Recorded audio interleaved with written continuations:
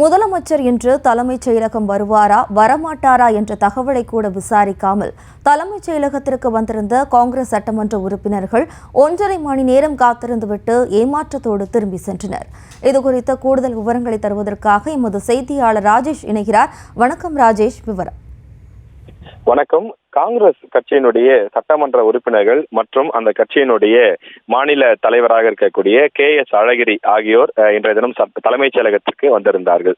அதாவது தலைமைச் செயலகத்திற்கு முதலமைச்சர் வருவாரா, இன்றைய தினம் வரமாட்டாரா என்ற தகவலையை தெரிந்து கொள்ளாமல், இதற்கு முன்னதாக அவர்களிடம் அப்பாயின்மெண்ட்டும் பெறாமல் நேரடியாக சட்டமன்ற உறுப்பினர்களோடு மாநில தலைவர் KS அழகிரி வந்திருக்கின்றார். அதாவது அவர் வந்ததற்கான காரணம் வெள்ள நிவாரண நிதி கொடுப்பதற்காக வந்திருக்கிறார்கள். அதாவது அந்த கட்சியில் 18 சட்டமன்ற உறுப்பினர்கள் இருக்கக்கூடிய நிலையில் அவர்களுடைய 1 மாத சம்பளம் பேரிடர் அந்த நிவாரண நிதியாக, இந்த வெள்ள நிவாரண நிதியாக வழங்க திட்டமிட்டிருக்கிறார்கள். அதன்படி 19 லட்சம் வரும் என எதிர்பார்க்கப்படுகின்றது. ஒரு சட்டமன்ற உறுப்பினருடைய நிதி 1,05,000 என்ற மொத்தமாக அந்த 18 சட்டமன்ற உறுப்பினர்களும் கொடுப்பதற்காக அவர்கள் வந்திருக்கிறார்கள். ஆனால் இன்றைய தினம் முதலமைச்சர் அதாவது தலைமைச் செயலகத்திற்கு வரமாட்டார் என்ற அந்த தகவலை தெரிந்து கொள்ளாமலும், அதே போல முதலமைச்சரை சந்தித்து நிதி கொடுக்க வேண்டும் என்று சொன்னால் அது சட்டமன்ற உறுப்பினர்களாக இருந்தாலும் அல்லது தனி நிறுவனங்களை சார்ந்தவர்களாக இருந்தாலும் யாராக இருந்தாலும் முன்னதாக ஒரு நாள் முன்னதாகவோ அல்லது சில மணி நேரங்கள் முன்னதாகவோ அப்பாயின்மெண்ட் பெற வேண்டும்.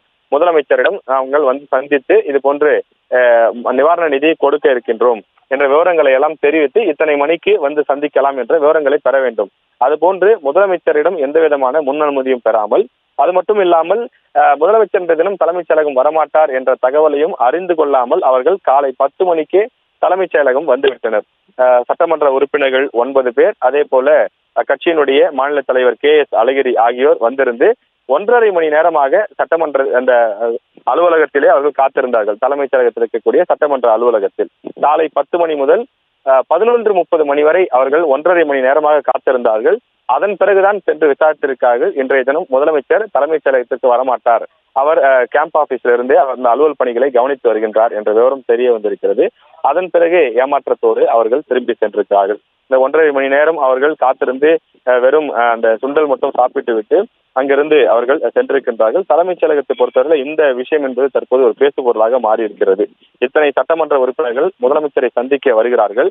ஒரு முதலமைச்சரிடம் அப்பாயின்மெண்ட் கேட்டுவிட்டு முதலமைச்சர் வருவாரா என்பதை அறிந்து கொண்டுதானே வந்திருக்க வேண்டும். இப்படி இவர்கள் யாரிடமும் விசாரிக்காமல் இவர்களாகவே வந்து திரும்பி செல்கிறார்களே என்று இங்க இருக்கக்கூடிய அந்த அதிகாரிகள், ஊழியர்கள், காவலர்களும் பேசிக் கொள்கிறார்கள். விவரங்களுக்கு நன்றி ராஜேஷ். செய்திகளை உடனுக்குடனும் துல்லியமாகவும் தெரிந்து கொள்ள சப்ஸ்கிரைப் பண்ணுங்க.